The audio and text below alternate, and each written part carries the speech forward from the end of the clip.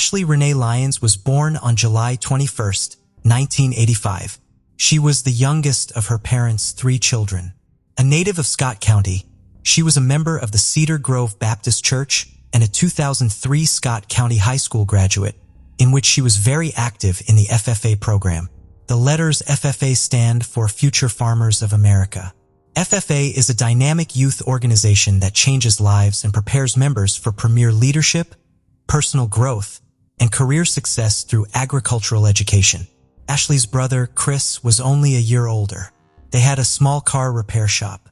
They grew up repairing not only cars, but also everything that has an engine. Ashley liked cars, especially the fast ones. But Bobby Gibson, Ashley's best friend, knew that cars weren't the only thing Ashley was interested in. She was in love with Roger McBeath. The teenagers in love broke up shortly after the prom but remained close friends. Even though they broke up, Ashley still thought Roger was the best. She was thrilled when she graduated high school, believing a better life awaited her.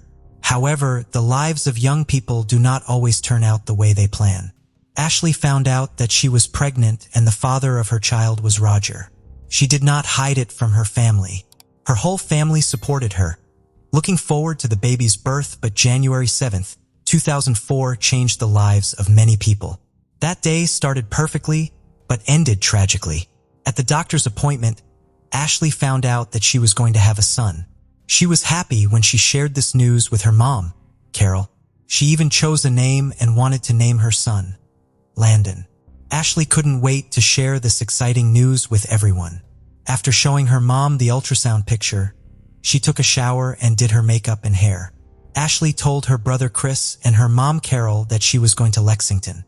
If we look at the map, we can see that Lexington is about 20 miles from Stamping Ground, and Ashley would have gotten there in about 35 or 40 minutes. She said she had plans to meet Roger and his parents at a restaurant there. Ashley was going to show them the ultrasound picture. It was cold that evening, and it was expected to snow later. Ashley's mom, Carol, offered to take her car, but she refused, saying she wasn't going for long and would be back before the snow started. Recalling that day, Carol said that the last words she heard from her daughter were, "I love you, Mom. I'll be back soon." But unfortunately, that night changed the lives of the Lyons family forever. After dinner, they heard the phone ring in their house. Chris answered it and heard Roger's voice asking if Ashley was home. Chris replied that she had already left. Roger said he would not be able to meet with Ashley. He said he called her, but she didn't answer the phone. Chris assumed that Ashley had left her phone in the car and gone to the restaurant. Time passed, but no one could get in touch with Ashley. Her mother called her several times, but she didn't answer. It was already 8 p.m., but Ashley still wasn't home. But when she left, she said she wasn't going for long. At about 9 p.m., Carol called Roger's mother and said that Ashley had not returned home after meeting them at the restaurant. Roger's mother's answer surprised Carol and made her even more worried. She said they did not see Ashley that day because the meeting had to be canceled. Upon hearing this, Carol was horrified. If her daughter wasn't at the restaurant, then where was she? Carol had a bad feeling. After all, Ashley wasn't answering her phone. A lot of thoughts raced through her mind as she tried to figure out where Ashley was and if she was okay. Around 10 p.m., Chris and his father decided they couldn't just sit and wait and went looking for Ashley. They knew which restaurant Ashley was supposed to meet Roger and his parents at. When they arrived there, they didn't see Ashley's car. They searched for Ashley for several hours, but she was nowhere to be found.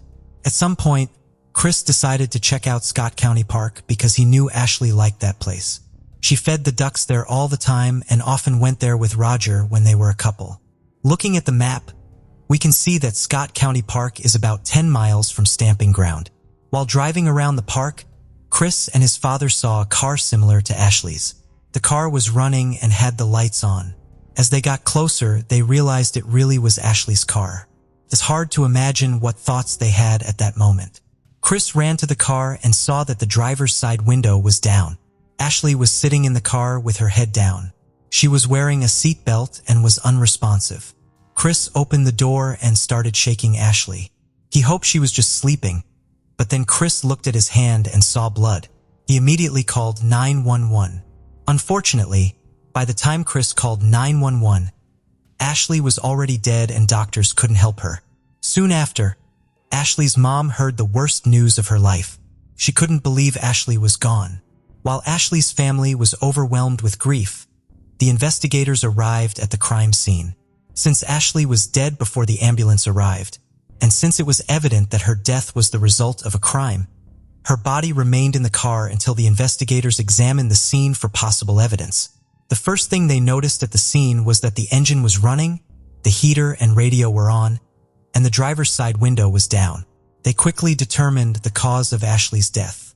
There were 3 9mm shell casings on the ground next to the car. Ashley had gunshot wounds to the head and neck. The police searched the park, but couldn't find the weapon of the crime. The fact that someone shot Ashley through the open side window of her car was a clue. It was chilly that night, and the fact that the window was down was suspicious. The position she was sitting in indicated that she was not trying to defend herself or escape. Putting all this together, the investigators concluded that Ashley knew the person who shot her. It was cold, and the heater in her car was on, which meant Ashley rolled down the Nothing like this had ever happened in Scott County before. Therefore, the community demanded that the police find the one who took 2 lives in such cold blood. The investigators learned from Ashley's parents that she planned to meet with Roger, the father of her child, on the day she died. They talked to Roger, and he was devastated by the death of Ashley and their unborn son. Roger admitted he and Ashley had their ups and downs. However, they were no longer a couple when Ashley found out she was pregnant. Roger was crying when he talked to the investigators. The man had no idea who could have done this to his ex-girlfriend and their unborn son. They brought him in for questioning. When asked about the events preceding Ashley's death, Roger told the investigators that they had planned to meet at a restaurant, but he had to cancel because he had other things to do. He wanted to tell Ashley not to come to Lexington, but she didn't answer her phone. He called her twice, but she didn't pick up. Therefore, Roger called her home, and Chris answered the phone. According to Roger, he asked to tell Ashley to call him back when she gets home. Roger's story matched what Chris had told the investigators about his sister's plans for that evening. When Carol found out that the police had questioned Roger, she did not believe that he could be involved in this crime. Carol said Roger was a nice guy. Their families were on good terms. When Roger had dinner at their house, he always helped clear the table. He got along well with Chris and was often at their home when he and Ashley were in a relationship. So no one believed that Roger could be the one who took the lives of Ashley and Landon. While the investigators were searching for clues and a suspect, Ashley's family tried to figure out who could have done it. Carol found a diary in her daughter's room. In it, she wrote down her experiences. Reading the diary, Carol noticed that one name kept coming up in it: Dena Williams. Dena was the same age as Ashley. They went to school together and rode the school bus together. Ashley felt sorry for Dena because she grew up in a poor family and always wore the same clothes. There were rumors that her parents treated her badly and even beat her, and Dena confirmed them in conversations with her friends. At first, Ashley and Dena were friends, but as it turned out, Dena was jealous of Ashley and wanted to have everything Ashley had, including Roger. In her diary, Ashley wrote that she and Dena had several quarrels. From this diary, Carol learned something she didn't know about. She had no idea Ashley and Dena had problems in their relationship. Therefore, Carol started suspecting that Dena Williams had something to do with Ashley's death. After Ashley and Roger broke up, Dena wasted no time and immediately began dating Roger. And perhaps Dena was worried because Ashley got pregnant with Roger's baby. After all, she didn't want to share Roger with anyone else. Dena wanted him all to herself. Maybe this could have pushed Dena to do something that cannot be undone. Carol gave Ashley's diary to the investigators so they could analyze everything written there. Carol was sure that the key to solving this case was somewhere in the pages of this diary. When the investigators reviewed Ashley's journal, they also became interested in how she described her relationship with Dena. Thus, Dena Williams was taken to the police station. She denied any involvement in what happened to Ashley. Dena worked at a bank, and according to her, they had an office party on the evening when the crime occurred. So she had an alibi. Dena did not try to hide her attitude towards Ashley from the investigators. She especially didn't like the fact that Ashley was pregnant. However, the fact that Dena did not feel anything about Ashley's death was not enough to bring any charges against her. So the investigators let her go home after the conversation. Meanwhile, the results of the ballistic examination came in.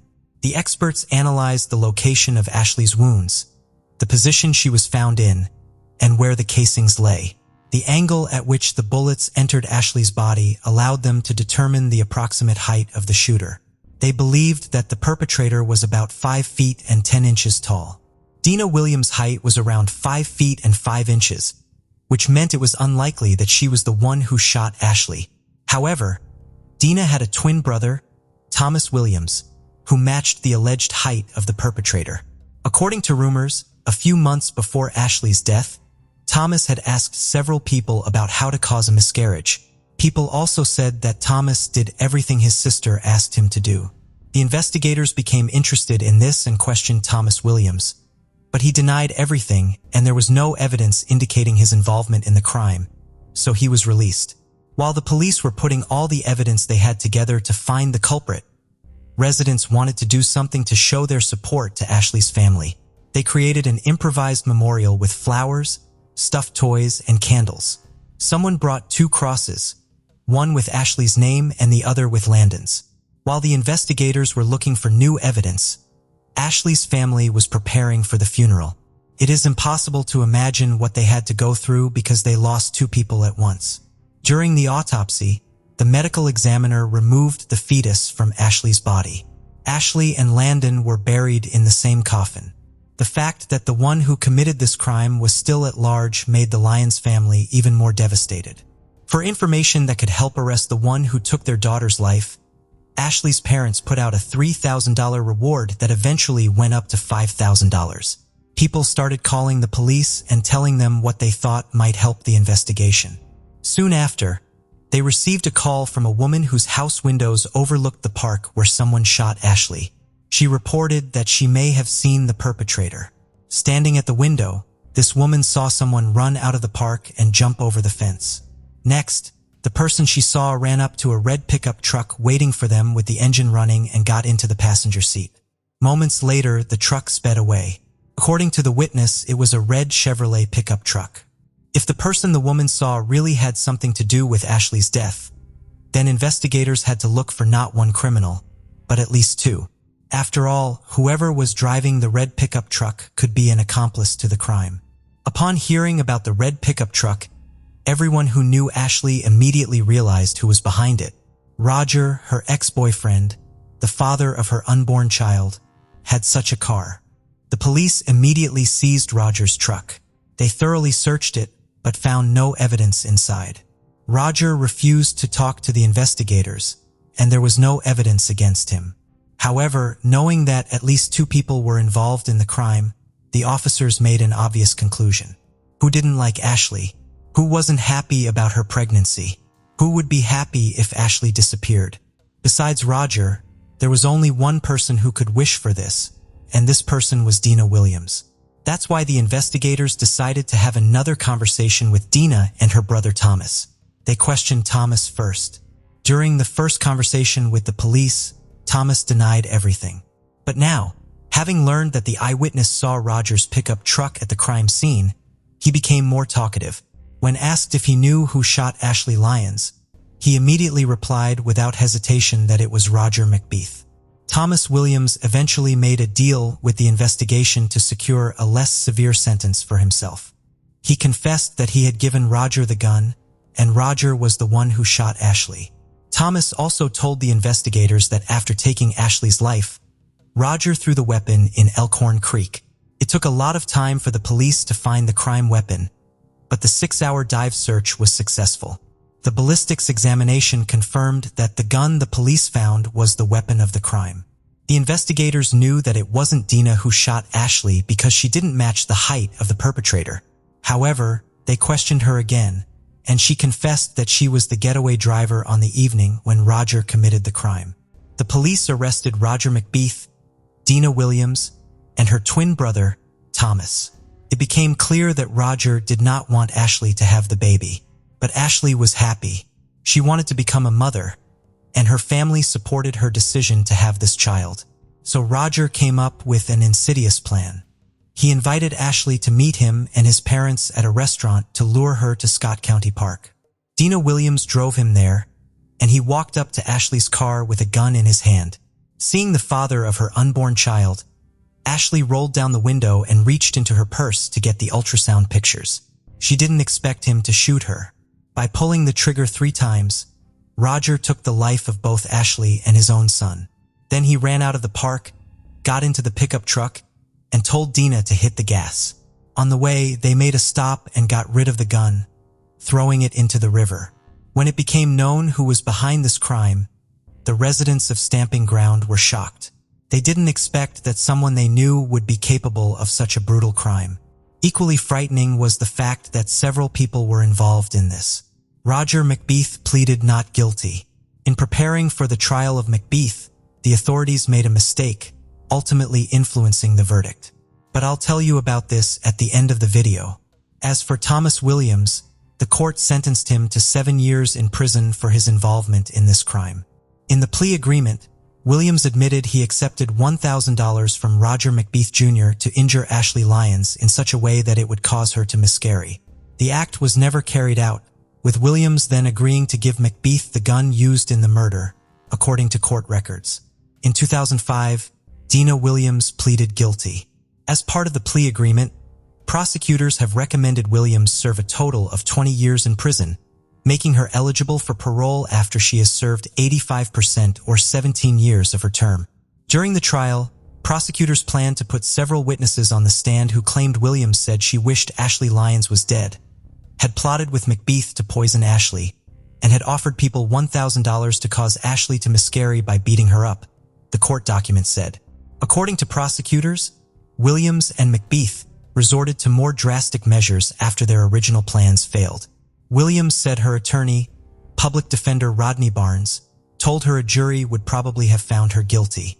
"I'm hurt, and I'm scared because I pleaded guilty to something that I didn't do," she said. Williams acknowledged she took McBeath to the park the night of Ashley's murder so he could view the ultrasound pictures of the couple's unborn son, but said she drove around the Colony subdivision while they met and later came to pick him up.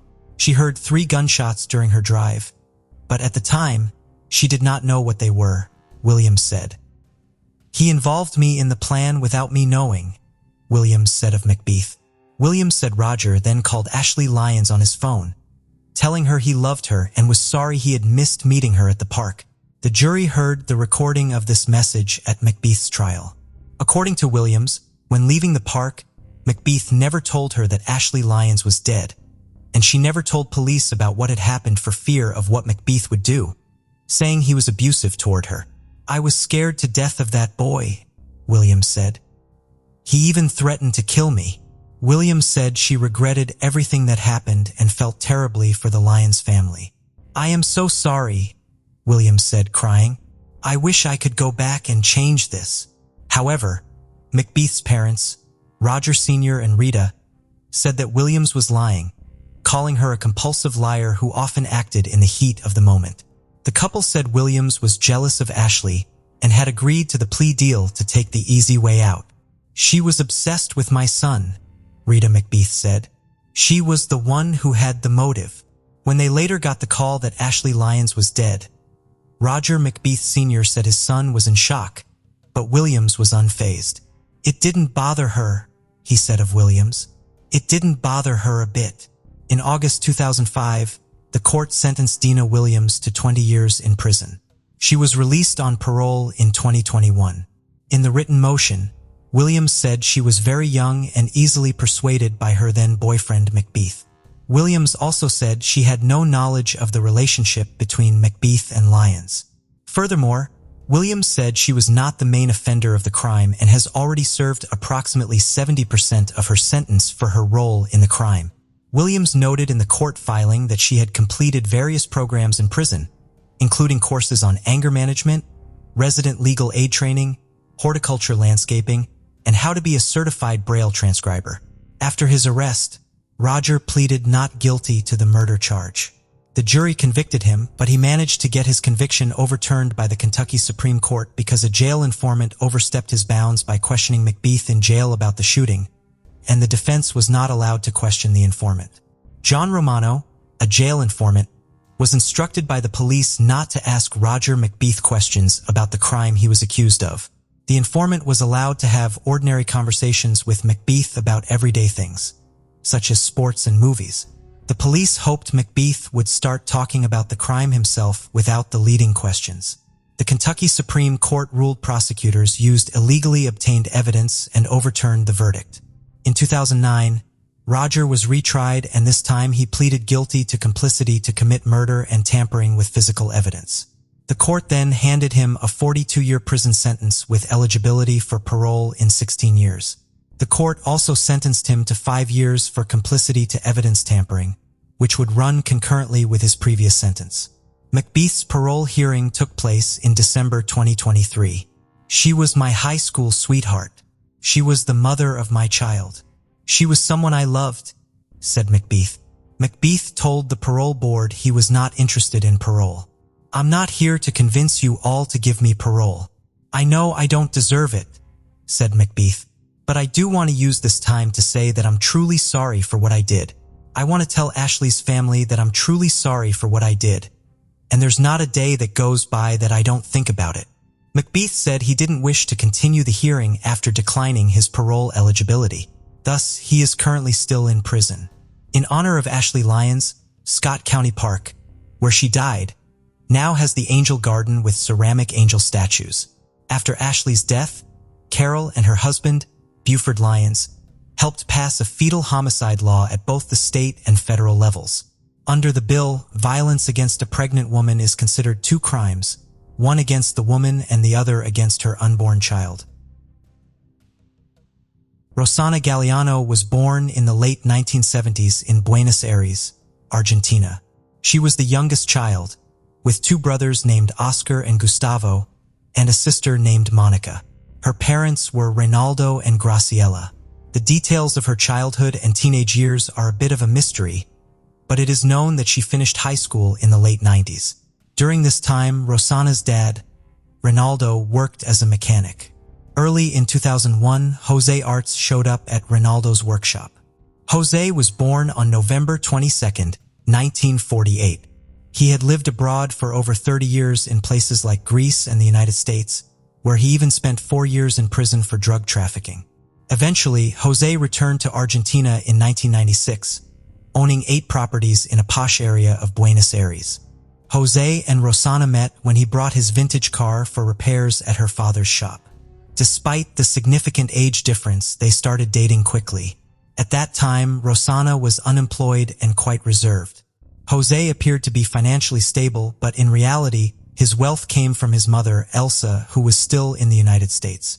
When Jose, at the age of 52, proposed to 22-year-old Rosana, her mother, Graciela, questioned if he was too old for her daughter. Jose argued that love knew no age. Looking for assurance, Graciela turned to Rosana, who, in a whisper, confirmed her desire to marry him. The couple got married on November 17, 2001, after just 7 months of dating. Jose claimed that his cheerful, modern, and smart personality won Rosana over. Soon after, they had a son named Geronimo, but not long after, problems began to show. Jose was a controlling and jealous man who often belittled Rosana and her family. This abuse eventually became physical, leaving Rosana feeling trapped and fearful. Jose's intimidating presence, reinforced by owning 2 guns, ensured he kept control, a situation that Rosana's family was painfully aware of. It was common for Jose to show off his guns either when someone visited their home or when he was out visiting others. One time while painting their house, Rosana's brother Oscar witnessed Jose physically assaulting her, telling her to shut up before hitting her. On another occasion, her father noticed bruises on Rosana's back, and she simply told him that Jose had dragged her across the pavement. Despite these troubles, Rosana and Jose welcomed their second child, and Rosana tried her best to make the relationship work, hoping to provide a stable home for their children. However, her efforts were constantly undermined by José's temper and disrespectful behavior. To make matters worse, José's mother, Elsa, controlled the household from afar, making decisions about their lives during her short visits to Argentina. By 2006, Rosana had endured unbearable abuse and finally reported José for domestic violence. Her family was largely unaware of the full extent of her suffering. Months later, Rosana filed a second complaint, including a request for a medical examination due to her injuries. Following this, she opened up to her sister Monica, and they made a pact to communicate whenever something happened. Monica became her sanctuary and support. Whenever life with José became unbearable, Rosana would visit Monica's apartment with her children, though José dictated when they must return, often with death threats. At times, he verbally abused Rosana, criticizing her abilities as a mother.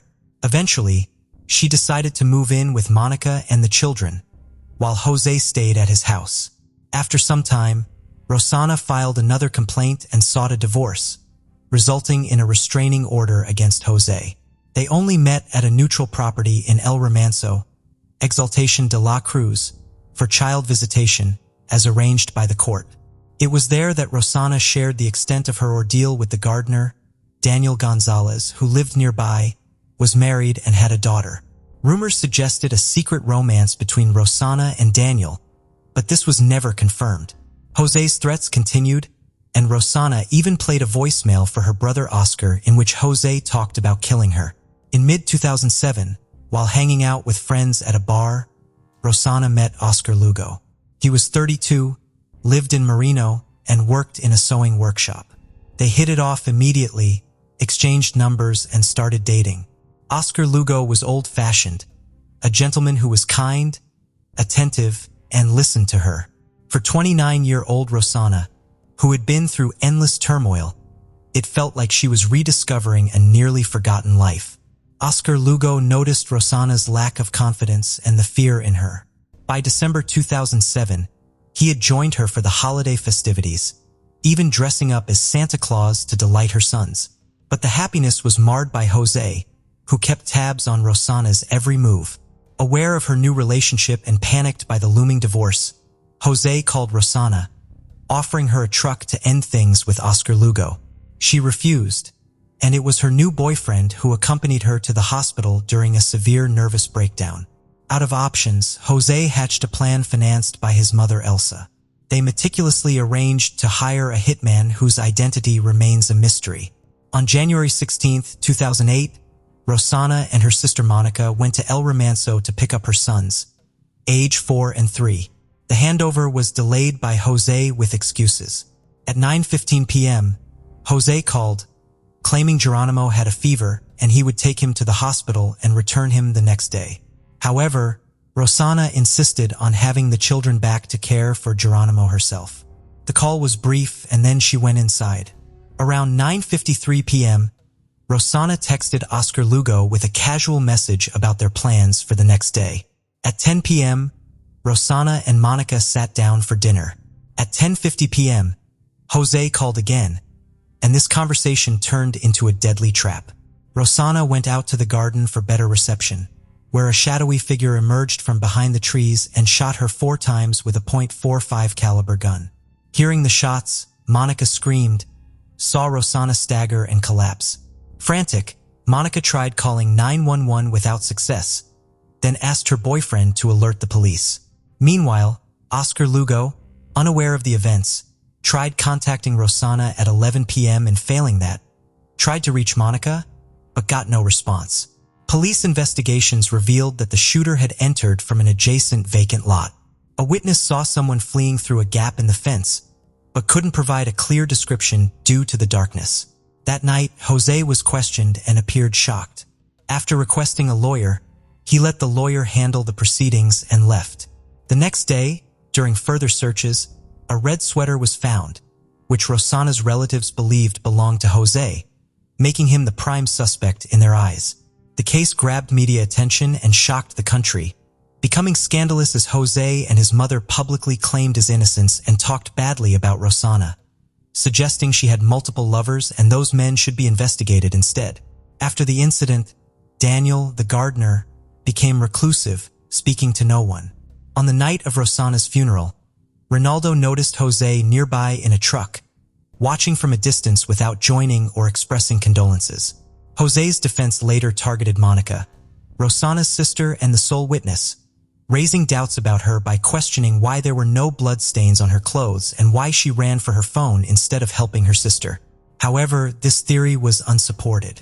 The investigators argued the weapon was too heavy for a woman to manage. An important point raised by the detectives was that anyone familiar with the house would know Rosana needed to go outside to get a cell signal, indicating significant premeditation in the crime. During the investigation, Rosana's sons were cared for by their father and grandmother Elsa, while their grandmother Graciela could see them. However, Monica and Oscar were denied access, with Jose claiming serious safety concerns for his sons. Despite the legal restrictions, the children expressed a desire to see their Aunt Monica, leading Jose to occasionally allow visits. Monica used these opportunities to take them to a psychologist. Eventually, Graciela obtained visitation rights, though not guardianship. In an interview at the time, Jose alleged that Rosana had 4 lovers, all with legal troubles. According to Jose, Rosana was intimate with these men to uncover their secrets, which she then used to blackmail them for benefits. Meanwhile, after receiving threats, Oscar was made a protected witness in his sister's case, requiring him to wear a tracking bracelet and being assigned police protection. As 2007 was ending, the investigators had yet to find solid evidence to charge any of the suspects. However, a significant turn came a year after the murder when Jose was arrested in January 2008, charged with aggravated homicide due to their relationship, premeditation, and the involvement of 2 or more people. The preliminary hearings began on January 28, 2008. Ronaldo, Graciela, Monica, and Oscar testified about Jose's repeated threats, violent nature, and use of firearms for intimidation. The mother also presented the last text messages from her daughter to the prosecutor. After the hearing, Ronaldo expressed feeling a heavy burden, but found relief in fulfilling his duty to his daughter's memory. The next day, Oscar Lugo, Rosana's former boyfriend, testified against Jose, describing him similarly to the family's view. He mentioned Jose's attempts to tarnish his and Rosana's reputations, adding that Rosana believed Jose's claims of her having multiple lovers were a tactic to discredit her in their impending divorce. Jose's lawyer downplayed the allegations of Jose's emotional instability and aggression, suggesting they were echoing Rosana's narrative. On February 7, 2008, a 12-hour investigative session took place, with Jose's mother traveling from the United States for her turn to testify. Meanwhile, a new search at El Remanso yielded no new evidence. By then, Rosana's family suspected her mother-in-law's involvement in the plot. As a result, Ronaldo and Graciela's lawyer considered requesting her arrest. In defense, Jose and his mother's lawyer argued that Jose's mother had stated in her testimony that she bought houses for her grandchildren, believing the divorce settlement would not harm them. It was also added that it was untrue that Jose's mother and Rosana had a bad relationship. The media continued to debate the circumstances of Rosana's death and the notion that Jose orchestrated the murder, hinting at another perpetrator. Despite the suspicions, Jose was released on bail and took care of his children. Later, the court deemed the police protection for Oscar, Rosana's brother who worked as a taxi driver, unnecessary. On the early morning of July 5, 2008, Oscar was attacked by 2 armed men. They beat and threatened him for an hour before abandoning him in a vacant lot, where he was found thanks to his protective witness tracking bracelet. Though not severely injured, he was deeply shaken. Amidst the grief of losing Rosana and the ongoing custody battle, the family faced renewed fear, a fear that was palpable and justified. With no one convicted and ongoing threats, the demand for justice grew more urgent, yet the judicial system's slow pace was disheartening. Years passed, and by 2012, the trial and custody dispute dragged on. For years after the attack, Oscar used his visitation rights to take his nephews to play soccer, sharing a memorable hug with the 6- and 7-year-old boys. In April 2013, the oral trial started. Jose maintained his innocence.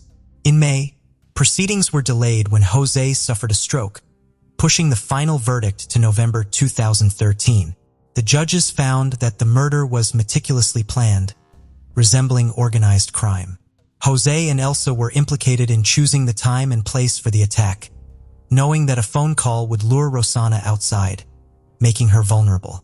The court found financial motives behind the murder, as Jose did not want to split the marital assets. Jose and Elsa were sentenced to life imprisonment. The conviction was upheld by the higher court, highlighting Jose's threats, the domestic violence endured by Rosanna, and the dominant influence of his mother. The actual shooters were never identified. In 2015, Jose and Elsa received house arrest, Jose due to his health and Elsa due to her age, allowing the kids to live with them again. The media continued to cover the children's story for years, during which time Monica and Graciela had no contact with them. The boys shuffled between homes known to their father, but strangers to Rosanna's family. In the second week of January 2017, the court allowed the children to spend a weekend with their maternal grandparents for the first time. The Galliano family prepared their home with fresh paint, a thorough cleaning, and decorations. They hung balloons and made a colorful welcome sign. Graciela prepared their favorite dish. That weekend, the Galliano home was filled with joy as the boys played soccer, video games, and even asked to sleep in their grandmother's bed, whom they hadn't seen in over 2 years. On November 24, 2018, Jose died after another stroke. The event was another blow for the children who attended their father's funeral. During the funeral, they expressed their concern about their future with their Aunt Monica. She assured them with calmness and love, promising to support whatever they decided. They chose to live with Monica, who then had to confront Elsa to communicate the boys' decision. Through these and many other instances, it was clear that Monica always acted in alignment with her nephew's wishes, whether they wanted to talk or preferred silence. Monica's primary goal was to provide stability and comfort for the boys. In March 2019, Geronimo chose not to change schools since he was close to his friends and had 2 years left there. So he went back to live with his grandmother, Elsa. Meanwhile, Monica sought custody of the other kid. Things seemed to be stabilizing, but in the last week of November 2019, 87-year-old Elsa was moved from her home to the hospital where she passed away on November 30th. The following month, Monica was granted custody of Newen. By year's end, Geronimo moved in with a friend of his grandmother. Both brothers continued to need psychological support to process their experiences, with Geronimo struggling with depression. Their psychologist noted the overwhelming succession of events they faced. In March 2020, just before pandemic restrictions started, the person Geronimo was living with passed away, leading him to seek refuge with his Aunt Monica until October 2020. Upon turning 18, Geronimo rented a small apartment and lived independently, supported by income from his inherited properties. Monica began legal proceedings to secure their inheritance, fearing they might be deprived of their assets.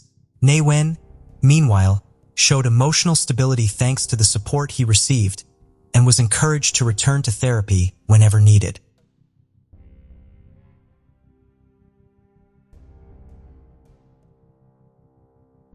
Nicola Edgington was a woman deemed as exceptionally dangerous after she assaulted 2 people with a knife. She had previously killed her own mother and was living freely in the community when she committed these chilling new attacks. The day turned nightmarish when Edgington, after taking a bus, randomly targeted 2 individuals on their way to work.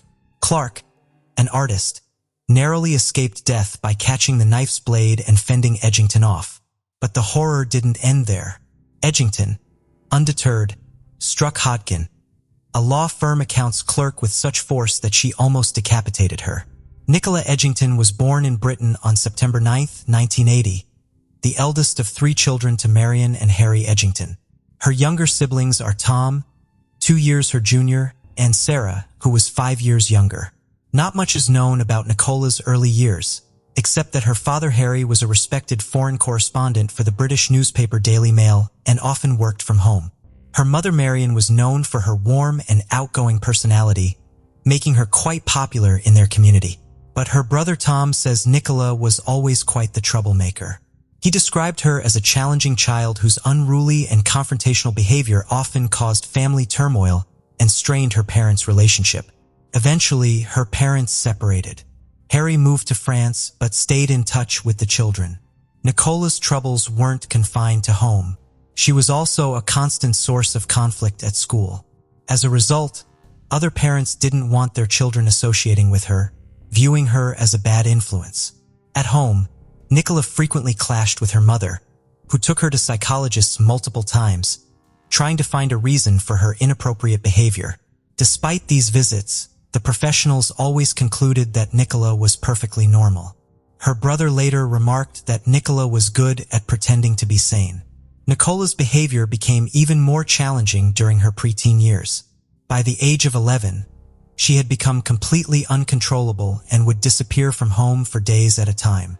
In one instance, driven to desperation by her constant escapades, her mother Marion hid all her shoes. Unperturbed, Nicola simply took a pair of her brother's shoes and left anyway. Marion frequently had to call the police to locate her daughter Nicola. It's not clear whether she truly needed assistance or was just causing trouble, but Nicola did once call social services to be moved to a care facility, accusing her mother of improper conduct. Her call led to her being taken away for her safety, but she was sent back home after a few weeks because she was seen as a threat to other children at the facility. Later, Marion sold their home and moved to a remote cabin in East Sussex, hoping for anonymity and a fresh start. She was trying to keep her 12-year-old daughter away from bad influences, including friends with whom Nicola had started drinking, smoking, and staying out late. In this new place, Nicola was enrolled in a local school while her siblings were sent to a boarding school. This move, Marion hoped, would allow her to better manage Nicola and keep the younger children safe. Tom, her brother, later expressed his satisfaction with the boarding school, enjoying the company of peers from stable families and dreading weekends at home due to Nicola's disruptive influence. Meanwhile, Marion continued struggling with Nicola, who left school for good at 15, escalating tensions and even violence at home, once assaulting her mother with a home telephone, leading to police intervention and warnings against such behavior.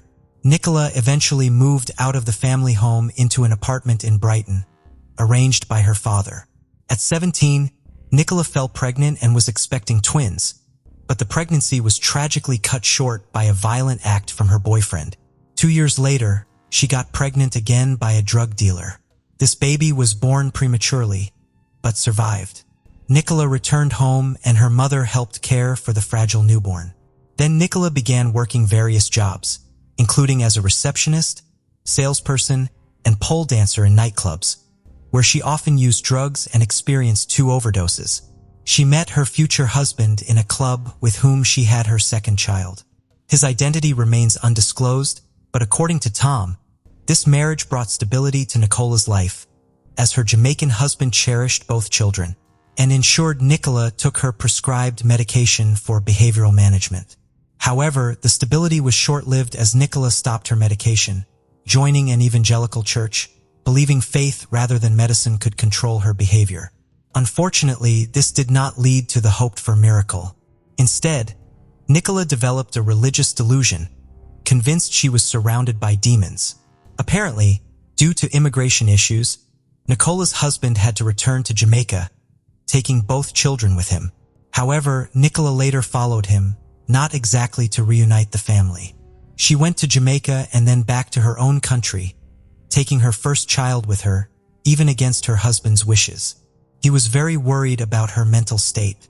Upon her return to Britain, Nicola's situation didn't get any better, and Marion was deeply concerned for the little one's safety because Nicola was having violent and unstable episodes. Living in constant stress from her daughter's outbursts and fearing for her grandson's safety, Marion made a tough decision to protect him. So when the boy was 5 years old, she entrusted him to social services, and he eventually ended up living in Jamaica with his stepfather. Nicola, who previously had a council-funded apartment because of her children, lost this benefit when they were no longer with her. She had to move back in with her mother, who, despite being scared of her, couldn't leave her daughter homeless. For Marion, the troubles only seemed to increase. Her relationship with Nicola remained fraught, and Nicola's violent behavior continued. Things escalated to the point where, in 2005, Nicola received a legal warning for causing damage to a neighbor's property, where she also allegedly threatened someone with a knife. At that time, a psychiatrist evaluated her and claimed there was no evidence of mental illness, but it wouldn't be long before events suggested otherwise. On November 4th, 2005, Tom and Sarah visited their mother, marking the first time in a long while that the three siblings were together at their maternal home. It was an awkward reunion, so to lighten the mood, Tom invited Nicola to a pub. This move also allowed Sarah to have some peaceful time with their mother. At the first pub, Tom tried to lighten the mood with jokes, but Nicola seemed distracted, focusing on writing in a notebook. They then moved to another venue, where Tom felt relieved as Nicola became more talkative, even mentioning her plans to move back to Jamaica. However, this calm was short-lived, as Nicola was soon thrown out for starting a fight with the owner of the venue. Tom chose to stay and called his mother and sister to join him, and they agreed. However, when they arrived, Marion couldn't find parking, so she dropped Sarah off at the venue and returned home. After a while, Tom and Sarah also decided to head back to their mother's house. Upon entering, Tom immediately noticed something about the guest room's foldable bed. Tom couldn't fully grasp what he was seeing at first. It looked like a pile of clothes with two legs sticking out.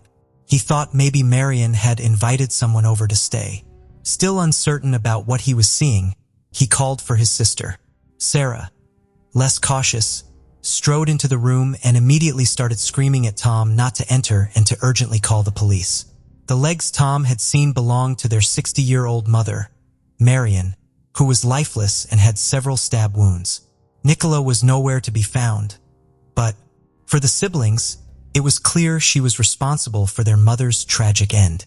Later, Tom found a notebook in the house with a list titled, "Condemned People," written by Nicola.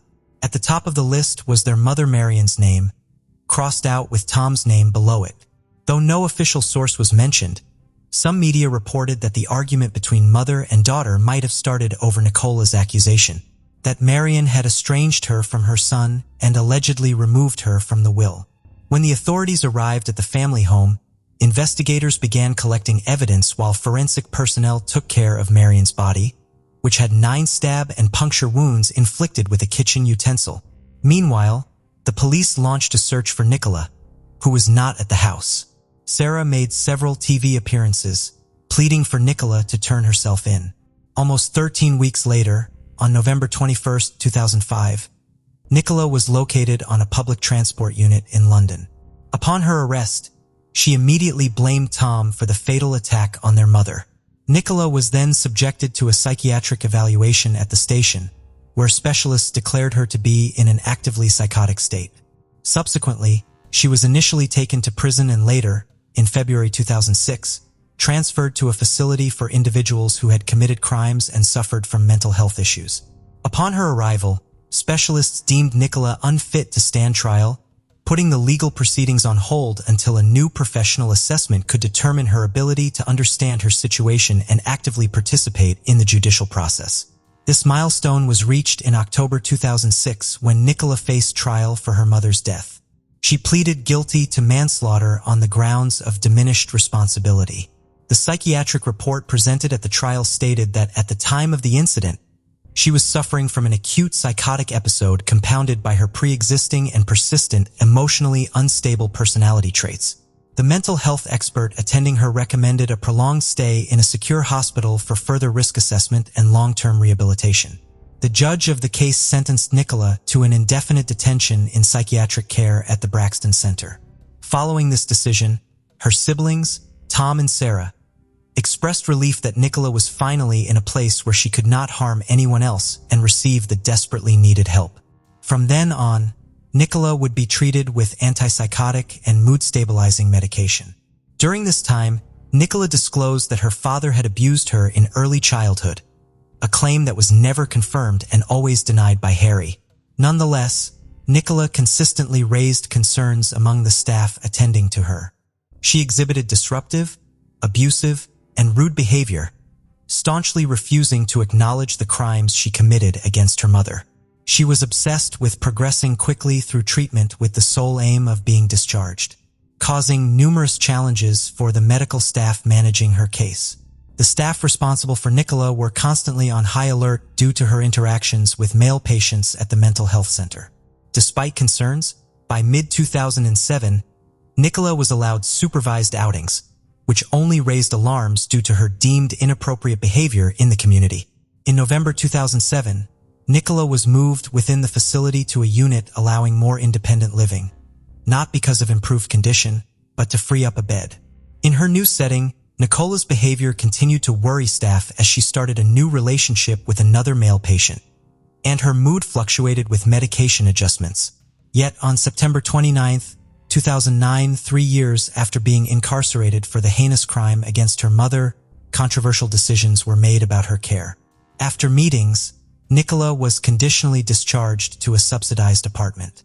Nicola expressed concern about being alone at night in the new place, but the assessment team felt 24-hour supervision was unnecessary, devising a contingency plan for emergency assistance. For 2 years, she lived in a facility designed to help adults with mental health issues live independently. With just an intercom system for security, Nicola shared the residence with 3 other tenants in separate apartments. During this time, Nicola received regular visits from her psychiatrist and social worker, along with clinic appointments. She was permitted to visit her children and husband in Jamaica twice, where her husband noted her aggressive behavior, which she denied. By 2011, at 31, Nicola planned to leave the facility, with supervisors believing she needed minimal support. However, the reality was different. Nicola was out of control, having relationships with at least 2 men, one being a co-resident, breaching the house rules and showing her disregard for regulations. In March 2011, suspecting she was pregnant by one of these men, Nicola's psychiatrist advised stopping her mood-stabilizing medication for the baby's sake. After a miscarriage, she did not resume her antipsychotic medication. Around the same time, Nicola claimed to have received abusive messages from a gym employee she might have had a relationship with. Records vary, but between September and October 2011, Nicola messaged her brother Tom via a social network, seeking help and mentioning her miscarriage, missing their mother, and lamenting that no one cared for her like Marion did. She ended her message with, "I love you," giving Tom her phone number, urging him to keep their conversation from their father. Tom's response was harsh. He reminded her of the crimes she committed against their mother and expressed relief over her miscarriage, suggesting that people like her should be sterilized. He concluded by telling her to end her own life. Following this, Tom contacted Nicola's mental health team, requesting a reassessment, though it is unclear if this was acted upon. After receiving Tom's harsh response, Nicola appeared to be in crisis, contacting the police multiple times and even showing up at their station in person. Each time, she told a different story. Once she claimed someone was threatening her life. Another time, she alleged that 2 drug addicts had invaded her apartment and refused to leave, possibly stealing from her. Initially, the police responded but found no evidence of her claims and gradually paid less attention to her reports. Nicola couldn't seek help from her support worker because it was closed on weekends. She turned again to the Universal Church of the Kingdom of God, a controversial institution she had attended before attacking her mother. But this didn't seem to provide the support she needed. Things took a more dramatic and dark turn on Monday, October 10th, 2011. Early at 3 a.m., Nicola took a taxi and asked to be taken to hospital. Upon arrival, she claimed the hospital was closed and decided to leave, even though the taxi driver saw that the hospital was open. He noticed Nicola had her head down and was drooling. The driver took her back to the taxi service office, where an argument ensued over Nicola's inability to pay the fare. She was trembling and distressed, repeatedly stating she needed to be admitted. Around 4:30 a.m., the police were called, and a patrol picked her up from the taxi service office and took her to Queen Elizabeth Hospital. There, Nicola said she didn't feel safe and wanted to leave. The officers got her inside before leaving the scene. Nicola tried to call her community psychiatric nurse, who was off sick, and texted her social worker to confirm a scheduled meeting for that day. She also attempted to contact the Braxton Center without success. Shortly after, Nicola asked the Queen Elizabeth receptionist if she needed to kill someone to get attention and mentioned she was hearing voices. The receptionist asked for her patience. Nicola then called the emergency number stating she felt like she did when she had previously killed someone. The dispatcher promised to send officers, but the police decided not to go. Nicola called the emergency line again 20 minutes later, claiming she was a criminal and wanted to be arrested before she hurt someone. The police deemed it unnecessary to respond. Nicola made 2 more emergency calls, repeating that she was a dangerous schizophrenic and felt like she did when she killed her mother. The police didn't go, opting to call the hospital instead, where staff assured them Nicola was under control. At 5:30 a.m., a mental health nurse assessed her. Nicola said she hadn't slept for weeks and needed to be admitted. The nurse told her to wait for some paperwork. An hour later, security escorted Nicola to the psychiatric unit of the hospital. At 6:40 a.m., a psychiatrist greeted her, but it seemed to be a shift change, and she wasn't immediately assessed. Just after 7 a.m., Nicola pushed through a supposedly secure but faulty door and left the hospital undetected. Shortly after Nicola's escape, the doctor noticed her absence and alerted the police, who then conducted a background check and realized Nicola had a psychiatric history and had been convicted for the murder of her mother. By then, it was too late. Nicola was already out of control. Security cameras later traced Nicola's movements. She took 2 buses and arrived in the city center at 8:25 a.m. She then went to a supermarket where she either bought or stole a large 30-centimeter kitchen knife. The store's cameras captured her heading towards the women's restroom with the knife in a bag and later leaving without the bag, having concealed the knife in her clothing. At 8:29 a.m. at a bus stop, Nicola encountered 22-year-old Carrie Clark, who was listening to music and rolling a cigarette. Nicola suddenly attacked her, screaming and stabbing with the hidden knife. Carrie managed to grab the knife blade with her hands, preventing it from reaching her chest, and kick Nicola away, questioning her sanity. Nicola oddly claimed she wasn't crazy and demanded her weapon back, which Carrie refused, leading Nicola to walk away. This, however, wasn't the end. As witnesses rushed to aid Carrie, who had severe cuts on her hands, Nicola entered a butcher's shop and stole another knife. She then approached another bus stop where 58-year-old Sally Hodkin was waiting. Without warning, Nicola savagely attacked Sally, targeting her neck and fatally wounding her. Nicola then fled the scene. Security footage showed her running away and entering a store to hide. The situation, already dire, could have worsened, but police were already in the area due to the first attack. A man seen following Nicola in the footage directed the officers to her hiding spot. By 9:40 a.m., police had apprehended Nicola behind the store. She was calm during the arrest and didn't resist. Nicola was taken back to the psychiatric hospital to manage her crisis, and it was clear she would need significant time before being fit to stand trial for these crimes. While investigators processed the crime scenes and handled Sally's body, the shocking news of the attack spread, causing public dismay at the violence against innocent people. Sally, described as a devoted mother and loving grandmother awaiting 2 more grandchildren, would tragically never meet them. The legal proceedings to determine Nicola's fate started to move forward by the end of 2012 and into 2013, with her pleading not guilty to murder and attempted murder charges. The prosecution argued that Nicola suffered from a borderline personality disorder and had acted deliberately on that tragic day. In contrast, the defense claimed she was schizophrenic and had diminished responsibility due to her mental health issues. During the trial, the jury and attendees heard from Carrie Clark, who detailed the harrowing experience of Nicola's attack, describing the physical and mental scars it left, including the loss of her sense of safety in public. The prosecution also presented the gruesome details of Sally's murder, highlighting the severity of the neck wounds that led to her almost instant death. Testimonies included the senior medical officer at the mental health unit at the time, who recounted contacting the police immediately after Nicola's escape to ensure her swift return to the hospital, despite not initially perceiving her as an emergency threat. Nursing staff admitted that Nicola escaped through a faulty door supposed to be locked, contradicting their initial statements that they tried to prevent her escape. a claim disproved by security footage. A forensic psychiatrist testified for the prosecution, challenging the diagnosis of Nicola's mental condition, asserting her actions were deliberate and not of someone unaware of their actions. The defense maintained Nicola's mental unaccountability, recounting her late 2011 religious delusions, including her involvement with a non-traditional church linked to the Universal Church of the Kingdom of God, known for exorcism rumors. Nicola reportedly believed in a demon guarding God's throne, represented on earth by the police, and had apocalyptic visions excluding her from salvation.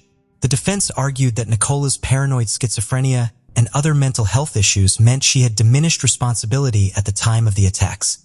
After hearing from all parties and witnesses and examining the documentary evidence, the jury retired to deliberate in early February 2013. They returned after 5 hours and 24 minutes, finding Nicola guilty of the charges against her. Following the verdict, Sally's family, who had stoically endured hearing about the brutal attack that led to her death during the trial, released a statement honoring Sally and questioning why Nicola had been released so soon after killing her own mother. They described Sally as a loving, attentive person, a fantastic mother and grandmother, and an unparalleled friend. They expressed their daily remembrance of her, and the deep miss felt by everyone who knew her, asserting that Nicola should never be released to ensure public safety.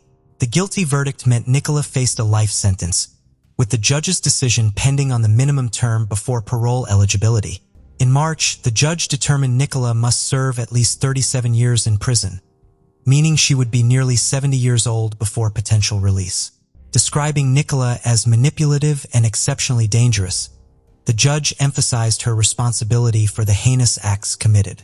Tom, Nicola's brother, also publicly criticized her quick release after killing their mother, expressing disbelief over her freedom to harm again and stressing the need to prevent such occurrences. He empathized with the victims, noting the trauma of losing their mother and suggesting greater agony for Sally's family, given the preventability of the crime. Tom disclosed that their mother had feared Nicola might end her life, yet felt responsible for her care. Following the tragic events, detailed case analyses concluded the entire system bore responsibility for the tragedy. The police failure to conduct appropriate checks on Nicola on the day of the incident, stating that a simple online system review would have revealed her dangerousness, given her prior conviction for murdering her mother. In November 2013, the Court of Appeal dismissed an attempt by Nicola's lawyers to overturn her sentence. Subsequent official investigations and an independent report concluded that Nicola's deadly actions resulted from a series of health and security service failures. Notably, the only reported penalties were the firings of nurses who initially lied about trying to prevent Nicola's escape from the psychiatric area. Interestingly, in September 2023, Nicola's case was sent back to the appeals court, prompted by concerns that jurors might have been misled about her mental health. The case of Luz Maria Lopez.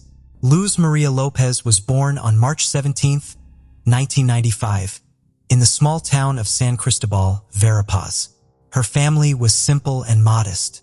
Her parents were Amarales and Brian Lopez. Luz Maria was the youngest of 2 children.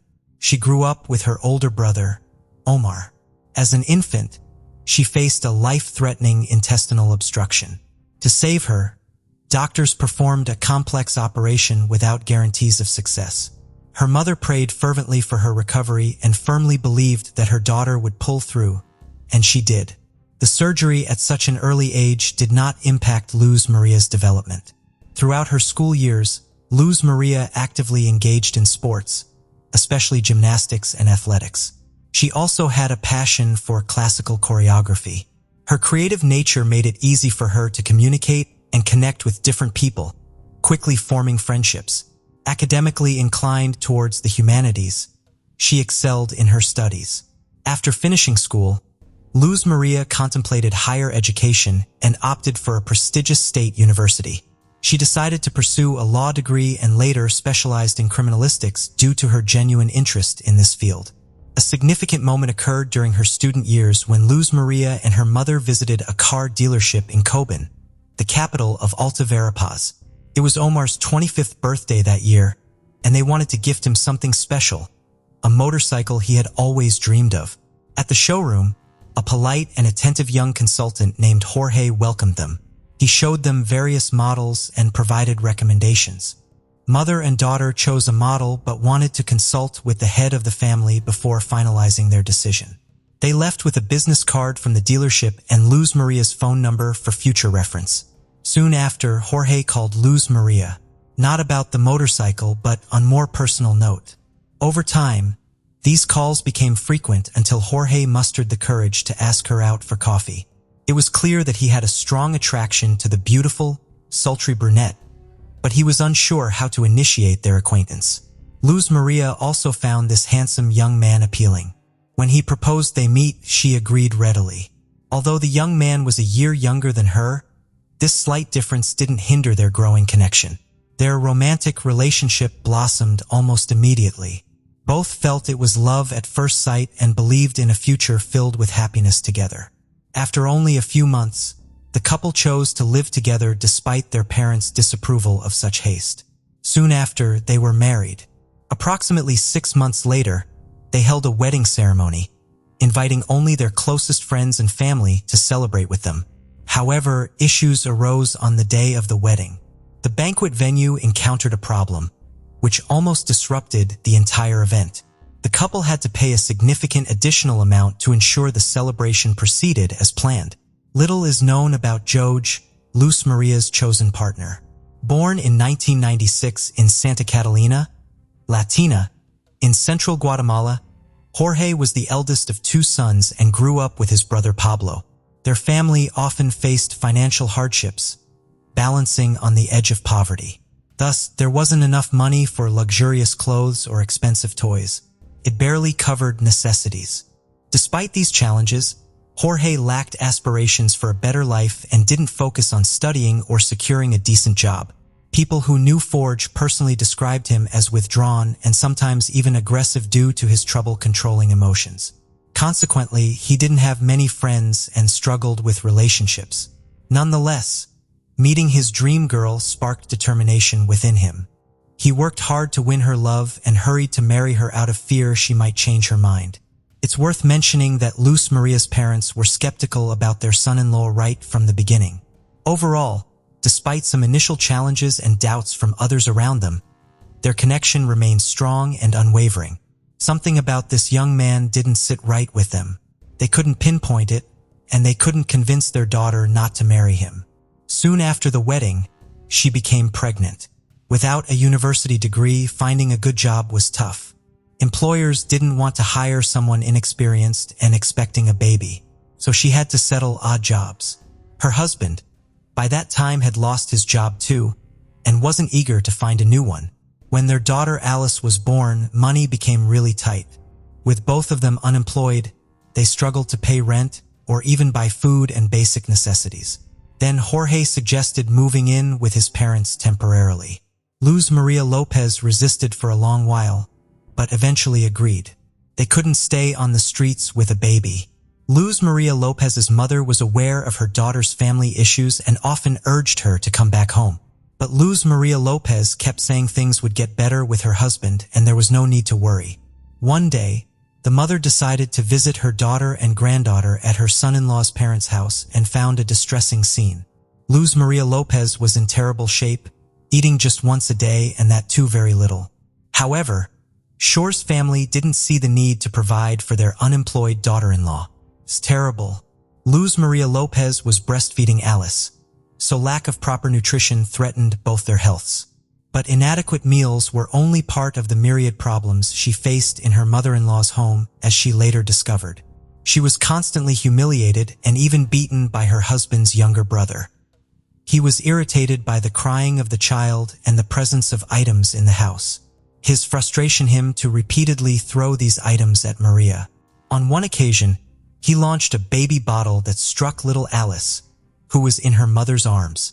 Jorge witnessed all of this, but never once stood up for his wife and daughter, acting as if they were strangers to him. Maria's mother persuaded her to take her granddaughter and return to the parents' house. Soon after, Jorge appeared at their doorstep, asking his wife to come back, promising he would find employment. She agreed, but only on the condition that they would rent an apartment and live separately from Jorge's parents. When Maria successfully defended her diploma, she fulfilled a long-time dream by securing a job with the city prosecutor's office. A smart, talented, and responsible young woman, she quickly earned the respect of her colleagues and began moving up the career ladder. Over time, the family's financial situation improved considerably. They could even afford to buy a car for two. However, this improvement was solely due to Maria's diligent work and reputation. Jorge was still searching for himself and preferred living at his wife's expense. He was jealous, lazy, and a domestic type with an explosive temper, which worsened over time. Jorge did not want to work, taking only temporary part-time jobs, if at all. He preferred sitting at home in front of the TV, drinking beer with friends, and spending what his wife earned. Moreover, Jorge was pathologically jealous and tried to control every move of his beloved. He did not permit her to make friends or have lunch with colleagues in cafes or just be somewhere without him. Constantly checking her phone records and reading messages became routine for him. He also forbade her from registering accounts on social networks. At home, when left alone with Maria, Jorge's behavior did not improve in any way. He often created scandals in seemingly calm places, constantly clarified his relationships, and habitually blamed his wife for any problems or family troubles. When they lived at his parents' house, Jorge never stood up for his wife. He just watched as she was humiliated, insulted, and occasionally even beaten by his relatives. Jorge himself also sometimes resorted to violence and didn't see anything wrong with it. He treated Luz Maria as if she were his property, believing she would endure everything and wouldn't leave him. Neighbors frequently heard screams from their home and saw signs of beatings on the young woman's face and body. Luz Maria repeatedly tried to leave her husband and considered filing for divorce. Several times she took her daughter and moved out to live with her parents. However, each time, her husband would go there, literally begging on his knees for forgiveness. Remarkably, each time Luz Maria forgave him and gave him another chance despite her parents urging her to come to her senses and leave the abusive man. On December 15, 2020, after another violent altercation with Jorge, Luz Maria took their 3-year-old daughter Alice, got into the car in tears, and went to her mother's house. The following day, Jorge arrived there. His intentions were unclear, whether he wanted his wife back or simply the car. He claimed he had found a job and assured everyone that their lives would change. Additionally, he promised never to raise a hand against his wife again. Surprisingly, Luz Maria believed him yet again and returned with him to their rented apartment. In mid-January 2021, Luz Maria called her mother to complain that not only did Jorge fail to secure a job as promised, but had also stolen the money she earned, effectively leaving the family destitute. Her mother felt sorry for her daughter and offered financial help so they could get by until the next salary was received. The women agreed to meet on the morning of January 19th, but Luz Maria did not arrive at the designated time. She decided to visit her daughter's workplace the next day. Upon arrival, she discovered that Luz Maria Lopez hadn't shown up for 2 days, and no one had been able to contact her. At the same time, Jorge, also searching for his wife, appeared at the prosecutor's office. He mentioned that they had argued again and thought Luz Maria Lopez had gone to her mother's house. He figured she wasn't answering because she was upset with him. The concerned mother immediately felt something was wrong and suspected her son-in-law might be lying. She went straight to the police to initiate a search for Luz Maria Lopez without delay. That same day, an alert system named Isabel Claudina, originally Alert to Isabel Claudina, was activated nationwide. This emergency system was triggered for young women reported missing. When the extensive search began, Luz Maria Lopez's husband was quickly identified as the prime suspect, though it would actually be more accurate to say he was the only suspect. Luz Maria Lopez had no known enemies or reasons someone would kidnap her, and Jorge was the last person seen with her alive. Naturally, he denied any involvement in her disappearance, asserting that he himself was distraught over her absence and irritated by being labeled as the main suspect. Despite his denials, Jorge repeatedly contradicted himself during questioning and failed to provide a clear explanation as to why he hadn't informed the police on the actual day of his wife's disappearance. He claimed he believed she was at his mother-in-law's home, but didn't call or visit there. While law enforcement searched for witnesses and combed through areas for any clues, a breakthrough came on January 22nd. Municipal workers accidentally discovered Luz Maria Lopez's body while responding to a call about a clogged storm drain near a road. Upon lifting the grate to access the drain, they found an unusual large plastic bag containing something black inside.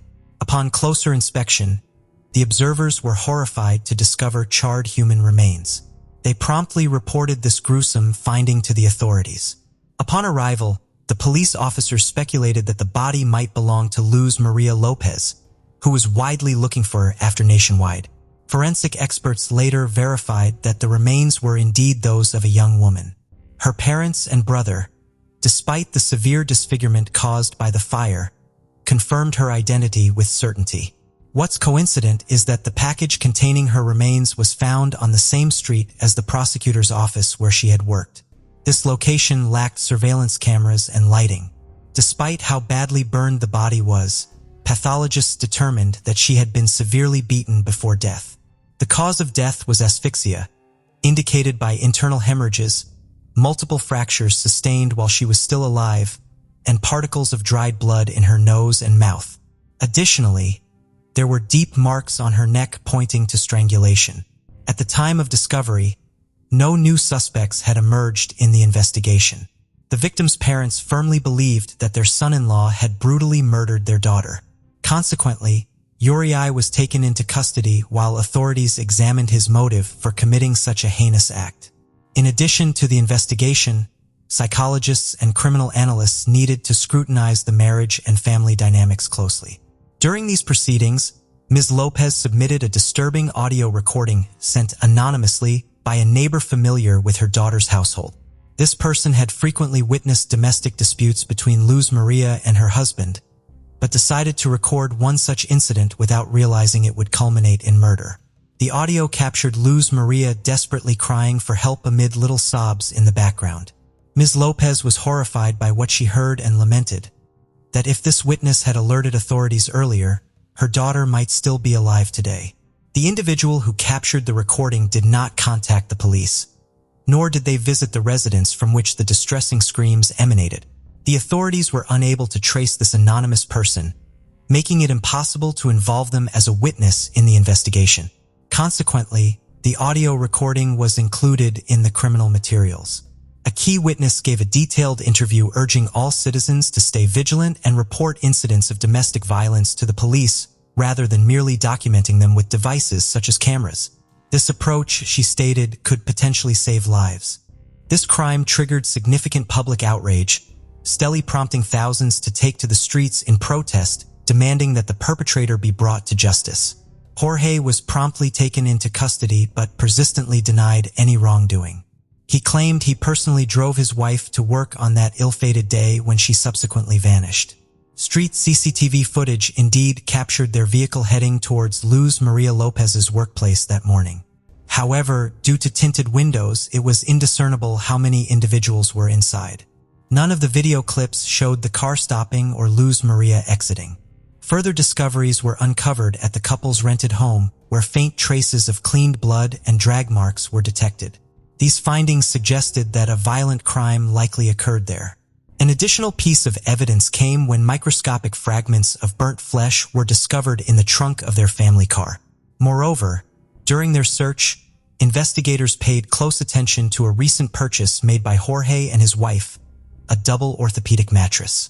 It wasn't so much about the mattress itself, but rather its dense polyethylene wrapping, which analysis revealed had been used to transport Luz Maria's burnt remains. Additionally, several neighbors testified about having repeatedly heard Jorge verbally abusing and threatening his wife with death just days before her sudden disappearance.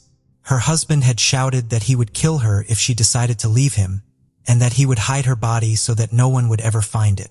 Based on the data collected by expert criminologists, as well as the testimony of several witnesses, the investigation presented a gruesome picture of the crime. The murder occurred on the night of January 19, 2021. The day before, the couple had a big fight, and Jorge once again resorted to violence with his fists.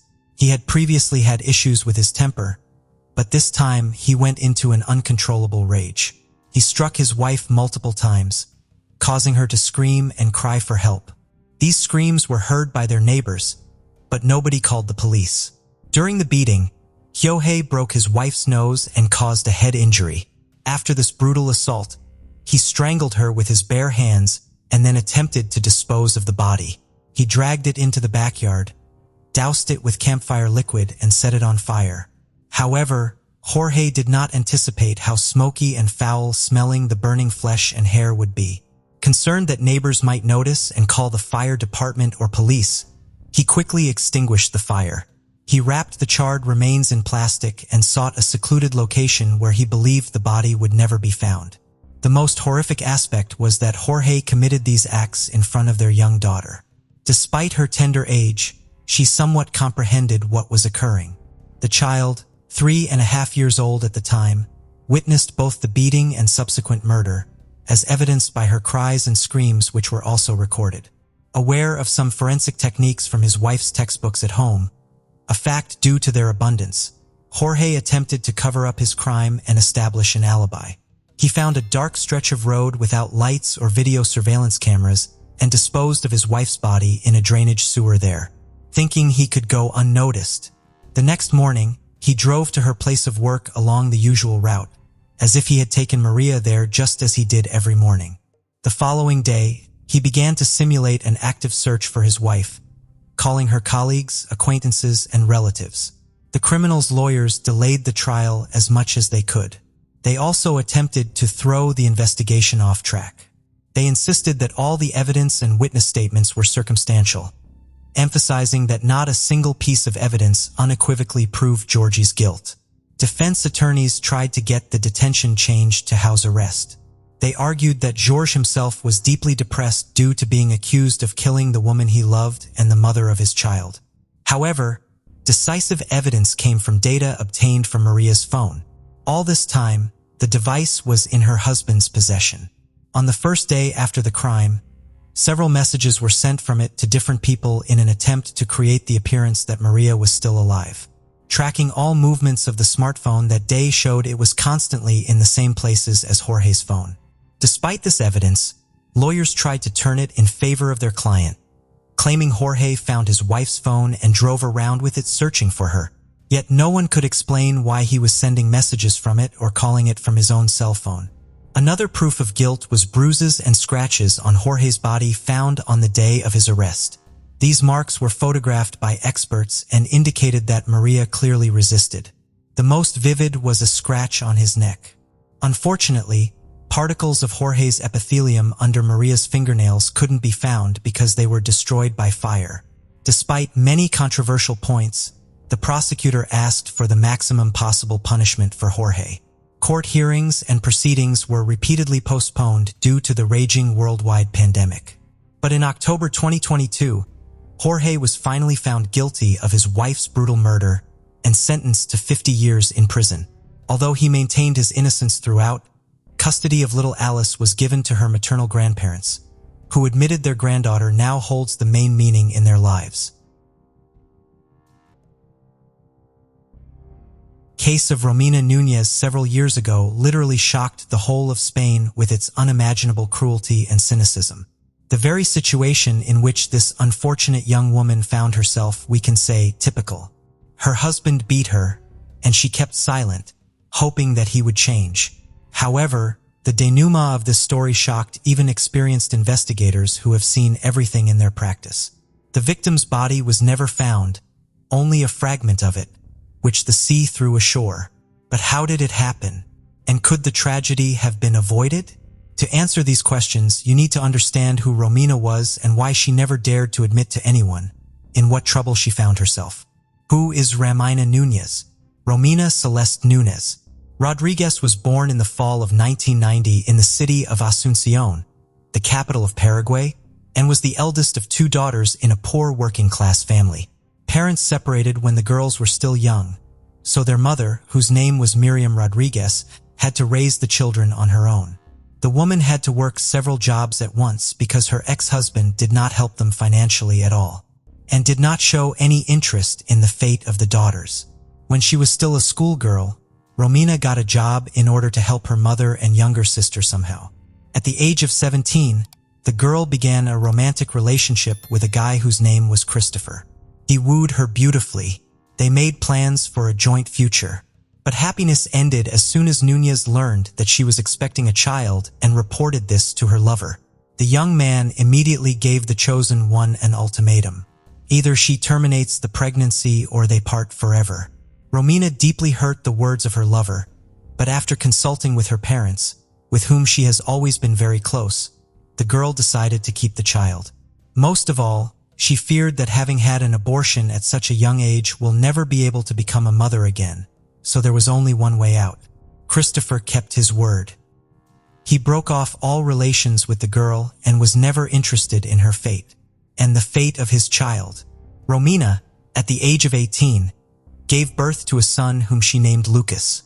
However, with the advent of a baby in the family and so deplorable financial situation worsened even more, money is catastrophically lacking. And Mother Romina had denounced support and grandson, moving to Spain. Romina, depressed by the situation, she wanted to somehow correct the situation and help her family, but find a decent job with good pay in Paraguay. She still could not manage. Then the girl called her maternal aunt, who lived in sunny Spain, and the relative invited her niece to her place, assuring her that it would be easier for her to settle down here and that there were more prospects in Europe than in Latin America. Not thinking long, the girl packed only the most necessary things and, having earned an airplane ticket to Spain, went on the road. She left her 2-year-old son in the care of her mother and sister for a while, deciding that she would pick him up as soon as she found a new place to live and a stable job. In the late summer of 2010, Romina flew to Madrid and from there traveled to its suburbs, the provincial town of Alcobendas, where she settled in the house of her aunt. Romina immediately actively began to look for work, and she smiled at her luck. Attractive and sociable beauty got a job as an administrator in a hotel where she received a decent salary. Of the money she sent home, and for the rest rented a separate apartment so as not to embarrass hospitable relatives. Soon, Nunez met a man named Javier, with whom she had a stormy romance. The favorite a few years ago, just like her, emigrated to Europe in search of happiness and a better life. He was a native of the Republic of El Salvador, worked in construction, and seemed to be a serious man. However, when the girl became pregnant, the situation repeated itself. Javier was not ready for the appearance of children, but nevertheless, the couple tried to live together for a while. Unfortunately, soon after the birth of their common son, they finally broke up. The girl was again in a difficult situation because she was in a foreign country with an infant in her arms and simply did not know how to be further. For a while, she returned to her aunt's house, where she was accepted and helped in every way possible. When the boy was only about 6 months old, the young mother went back to work because she could not work. But a few months later, a new shock awaited the girl.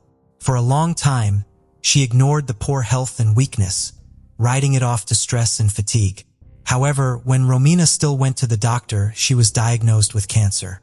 The young woman underwent several courses of chemotherapy, lost her hair, lost a lot of weight, but overcame the insidious disease. After treatment, the girl quickly recovered. She continued to work and hid the lack of hair with the help of wigs. Romina believed that the hard trials, which she managed to steadfastly overcome, will certainly be followed by a period of happiness. She saved money and planned to take not only her eldest son, but also her mother and sister to Spain. New lover. In the summer of 2017, at an event where Nunez went in the company of friends, she accidentally met a man named Raul Diaz-Chicon. He was good-looking, able to impress others, had a serious job, and was financially secure. He liked the smiling beauty, and he became interested in her, asking mutual acquaintances. Romina also liked the statuesque beauty, and when he soon asked her out on a date, she gladly agreed. Raul was almost 15 years older than Romina, and he worked as a leading process engineer for a large energy company. He had a couple of failed marriages under his belt and had 2 teenage daughters from previous relationships. But the girl was not intimidated by the age difference at all. As for her personal life, she had a similar situation, with the only difference being that she was raising sons from 2 failed previous affairs. It only took one date for the couple to realize that they were in love and they didn't want to part with each other anymore. Romina, overwhelmed by her new feelings, literally fluttered around, telling her friends how happy she was. Her new lover gave her small gifts and pleasant surprises almost every day. He arranged romantic dates, sent flowers with touching cards, and said compliments. Romina believed that she had finally met her true love and found a man who would accept her and her sons. However, soon the girl began to reach very unpleasant rumors about her chosen one. In particular, it was said that he was rude and even cruel with his previous spouses, and because of this, in fact, broke up both his marriages. But Núñez did not want to believe it, although she drew attention to the fact that Raúl did not maintain any relations not only with his former wives, but also with his daughters. However, a significant difference in age and the presence of heirs from previous relationships on both sides did not become an obstacle for the lovers. Just 6 months after meeting, they decided to live together and settled in a luxurious villa on the island of Lanzarote, part of the Canary Islands. This place seemed to the girl a real paradise, but her happiness lasted only a short time. From a dream man to a domestic tyrant, first-time lovers lived in threes, along with Romina's youngest son. Raúl tried to treat the child well, and the girl even thought that he would be an ideal father for her boys. She herself, Raúl, promised a long and happy life together, in which she would not need anything, and he would fully provide for her and the children. The girl in love believed the words of the chosen one, and when he offered her to become his lawful wedded wife without hesitation agreed. But only Raúl insisted that they need time for 2 so that they could be alone and enjoy each other's company in full after the wedding. In fact, he not only did not want to take Romina's eldest child from Paraguay, but also dreamed of getting rid of her youngest son. However, the young mother believed her lover and did not listen to what her friends told her, who noted the strange behavior of the man. In June 2018, Chacon bought for the bride and her child tickets to Paraguay and 1 return ticket just for Romina. When the girl flew home and told her mother and sister about her chosen one, the women were somewhat confused by Raúl's behavior. They doubted the sincerity of his intentions and assumed that he just wanted to get rid of someone else's child in his house. But the girl was offended by such talk, and she even had a little quarrel with her loved ones. A few days later, she flew back to Spain, promising that in the fall she would fly back for the boys. When Romina returned, a warm welcome awaited her, and for 2 months, she was perfectly happy alone with Raúl. However, in August, just a few days before the wedding, a man brutally beat Romina. This incident was a real shock to her, but the groom literally on his knees begged her forgiveness, promised that such a thing will never happen again, and she believed him. Núñez did not file a police report on her lover and did not tell anyone about what happened, and on August 10th, making up bruises on her face, she went to the wedding with the man who would soon take her life in cold blood. One last trip home. 2 weeks after the wedding, the girl flew back home to Paraguay, not to pick up her sons as she had planned earlier, but just to see her family. Her mother and sister were quite puzzled by the changes that had happened to her in the short time they had not seen each other. Romina looked upset and even lost. She had a noticeable limp, and there were bruises on her neck, which she tried to hide with a scarf. To all questions, Romina either kept silent or claimed that she had accidentally injured herself. Romina spent almost a month at home, which also surprised her relatives as she had just gotten married. However, the newly married wife said that her spouse himself suggested that she visit the children because she had not seen them for a long time and missed them very much. Then Miriam even praised her son-in-law for his generosity.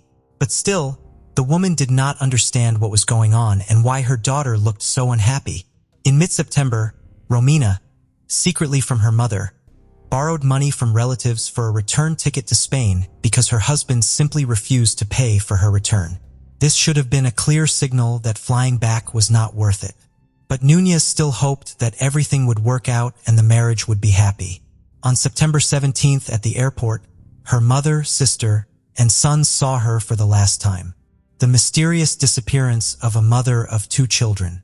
Since returning to her husband, Romina's life every day more and more resembled a terrible dream. Raul, as it turned out, used illegal substances, and now he stopped hiding his addiction from his chosen one. Being under the influence of illegal substances, he turned into a real beast and literally tortured his wife.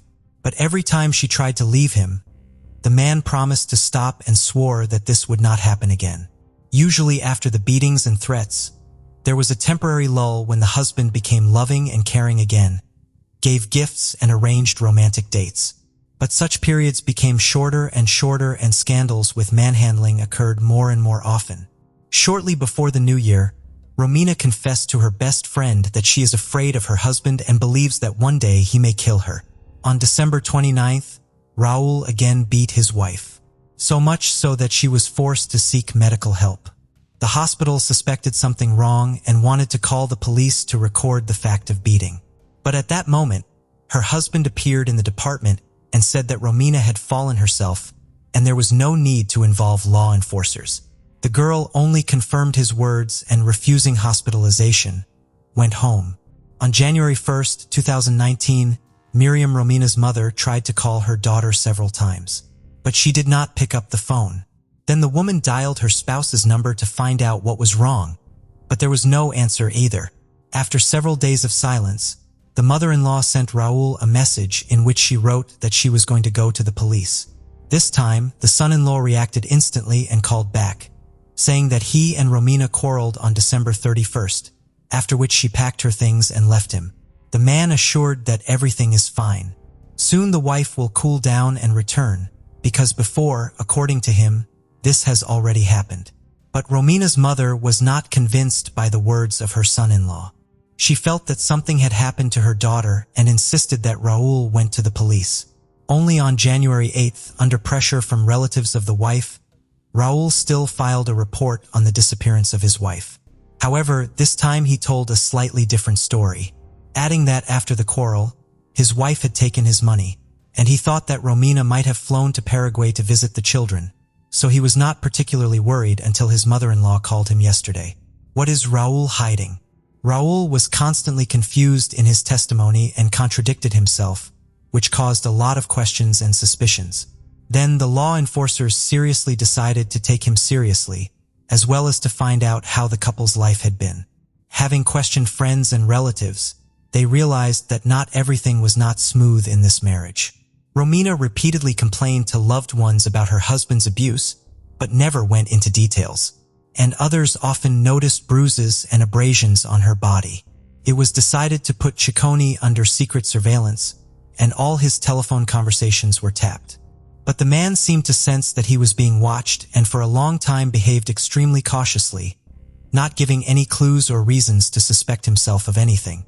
Nevertheless, the investigation continued, and soon it became known about the visit of Núñez to the hospital on December 29th with signs of serious beatings, and how her husband almost forcibly took her away from there, forbidding her to go to the police.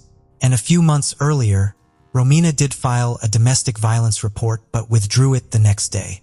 A week later, Raul calmed down a bit and, in a telephone conversation with his relative who worked in the police, blurted out that his wife was no longer alive, but her body would never be found. This was a good reason for the man's arrest as the main suspect in the case and his detailed interrogation at the station. The suspect's version of events, according to Raul, his wife had had too much to drink on New Year's Eve and began to scandalize him, demanding that he immediately move her children into their home. And when he said he was not ready for that, she threw a tantrum, started fighting and throwing at him everything she could get her hands on. Then the man allegedly left the house for a couple hours until everything settled down. And when he returned, he found Romina in the bathtub without signs of life. According to his version, the woman suffocated because she was very drunk. But he was afraid that he might be suspected of involvement in her death or even accused of murder. So Raul decided to remove all traces and then report her disappearance. But the way he admitted he had disposed of the body shocked everyone. Sikkim said that he decided to burn the woman's body on a barbecue in the courtyard. And since they lived in a luxury complex with a large surrounding area, the neighbors could not see what he was doing outside his house and could not smell the odor produced by the burning of human flesh. However, Raul miscalculated because the barbecue did not work on the principle of a crematorium, and in a few hours the remains were not burned. Then he took them out of the fire, divided into parts, packed in different bags, and a couple of days later rented a car, which took the dismembered body in the wild and deserted part of the island, where he threw into the sea from the rocks. The search for the body and evidence police spent weeks combing the shoreline in and around the areas where Raul said he dumped bags of his wife's remains. Divers were also involved in the search for body fragments on the bottom, aviation, and a considerable number of volunteers. But all efforts did not bring any results. Meanwhile, on January 16th, Romina's husband was formally charged with domestic violence, as well as the murder of his wife. This came after his home was thoroughly searched using specialized equipment and luminol, which revealed numerous washed-up traces of blood in various rooms. It was also found that the man had been ordering caustic soda used to remove organic contaminants and paint from the internet. As it turned out, in one of the rooms on the second floor, he was so thoroughly mopping up a bloody stain on the flooring that he damaged it and decided to paint over it. According to the version of the investigation, it was in this room that the suspect dismembered the body of his spouse. Moreover, there on the floor was found a broken fragment of Romina's fingernail with traces of blood and Raul's epithelium, which could indicate that the victim was alive and resisted. Also in the bathroom, on the tiles on the wall, they found Romina's contact lens stuck on the wall, which could have gotten there from a strong blow to the face. Unfortunately, despite their best efforts, law enforcers were unable to find any remains. But at this point, the station received a call from a tourist who reported that a lung fragment had been thrown onto the beach. He could not say with certainty whether it belonged to a human or an animal, but, having heard that a body was being searched for on the coast, decided to report his find to the police. Toward the end of February, an expert examination confirmed that the lung fragment found belonged to the missing Romina. Trial and conviction. Despite the evidence found and the results of the examination, Raul continued to insist on his innocence. He stuck to his initial theory that the woman had drowned herself in the bathtub while highly intoxicated. Although evidence found in the house indicated a fierce struggle, the man also said he did not use any implements or tools to dismember the body. He allegedly tried to burn it completely on a barbecue, and afterwards the remains, due to prolonged exposure to the fire, fell apart on their own, and he just put them in bags and took them away. Such a claim was untrue for several reasons. First, the body of the adult Romina could not have been placed on the fixture in his yard. Secondly, even after prolonged exposure to such temperatures, the bones could not become so fragile that they could fall apart without the use of tools. And in order to separate the lung from the body, it was necessary to open the chest, which could not be done with bare hands. The investigation failed to establish how exactly Raul took the life of his wife, but judging by the traces of struggle found in the house, it was suggested that he could beat her to death. There was also no doubt that Ciccone had dismembered her body in the very room where he later had to repaint the floor to cover the bloody traces. Raul's trial was delayed by the COVID pandemic, so the sessions were repeatedly postponed and rescheduled. During this time, Raul changed several lawyers, and under pressure of evidence, he did admit that he had accidentally killed his wife during a scuffle, rather than finding her dead in the bathtub as he had previously claimed. Nevertheless, he continued to insist that she was drunk and violent. It was not until June 2023 that the defendant was finally found guilty, except that the sentence Romina's loved ones considered too lenient. The man was sentenced to 12.5 years for involuntary manslaughter, 2 years for proven domestic violence, 1 year for causing serious bodily harm in December 2018 when Romina went to the hospital, as well as several months for abuse of the body. The case of Ariel Castro, the monster from Cleveland and his captives, is a striking example of brutal criminals hiding behind the facade of normalcy. Maniacs like Castro often appear as good, law-abiding citizens, falling neighbors, friends, colleagues, and even close relatives who were unaware of their double lives. Unlike many, Ariel Castro was never a model family man or worker. He was a tyrant to his wife who chose to stay silent about her suffering. Thus, people around them sincerely viewed Ariel as a good-natured, friendly, and helpful neighbor. This perception shattered in the spring of 2013 when the world learned about the Cleveland monster, who had kept 3 girls captive in his home for 10 years. The revelations shook the country, particularly shocking the local residents, as the missing girls were from the same neighborhood and trusted Castro enough to accept rides from him.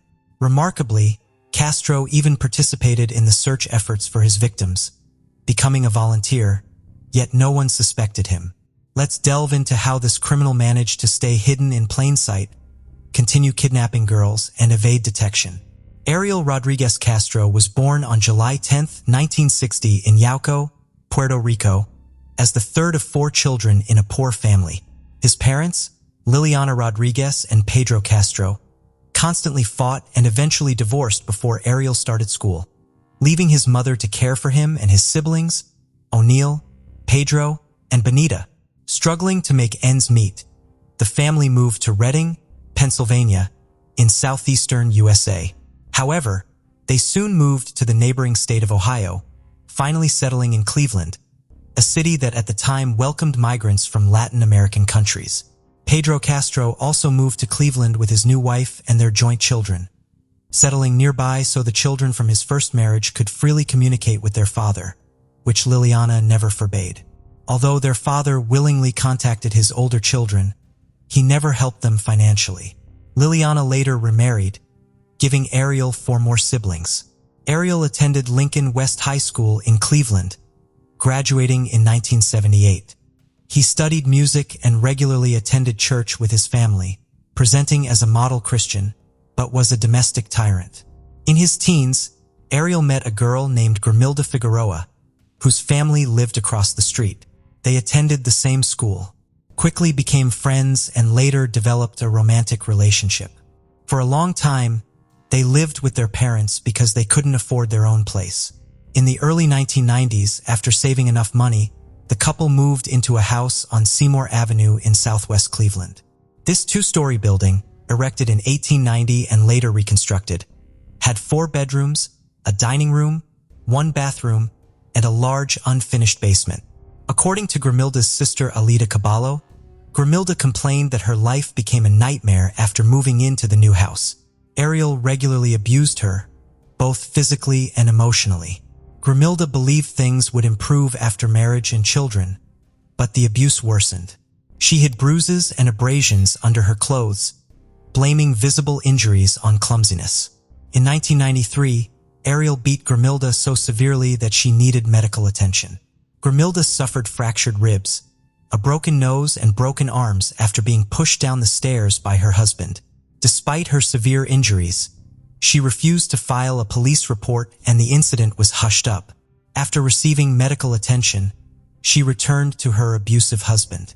Ariel remained quiet for a while, fearing police attention, but soon realized he could get away with it and continued to beat his wife. In the mid-1990s, he inflicted a head injury that caused a blood clot and an inoperable tumor. Ariel was arrested, but released a day later, as Grimilda did not press charges, and even requested his release. By the late 1990s, Grimilda, tired of the abuse, filed for divorce, secured custody of their 4 children, Arlene, Antonio, Angie, and Amelia, and moved out. Her nightmare continued, as her ex-husband pursued, blackmailed, and threatened her. Grimilda sought a restraining order, which was issued 3 times but revoked each time. She passed away in late April 2012 from complications related to the brain tumor. By then, her children were grown and independent, but maintained a warm relationship with their father. In the early 2000s, lived alone on Seymour Avenue, worked as a school bus driver, played guitar at city festivals, and was known as a good-natured, hospitable neighbor. Nevertheless, there were oddities in Castro's behavior that went unnoticed. For instance, he was prosecuted several times for traffic violations, including speeding and making dangerous U-turns while driving a school bus. These infractions led to fines and a suspension, culminating in his firing in early 2013 after a maneuver endangered his passengers. Ariel frequently changed musical groups due to tardiness and disrupting rehearsals and concerts.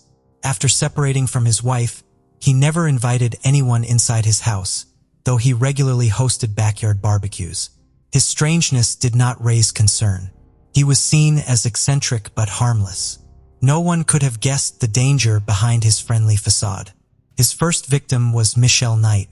On August 23, 2002, Ariel decided to kidnap and imprison her. Michelle, born on April 23, 1981, in Cleveland, had a troubled youth, often ran away from home, and had a police record. She became a mother early, but lost custody of her son, who was in a shelter. On that fateful day, she was on her way to court to regain custody of her 2-year-old. Ariel, whom she knew as her neighbor and a school bus driver, offered her a ride.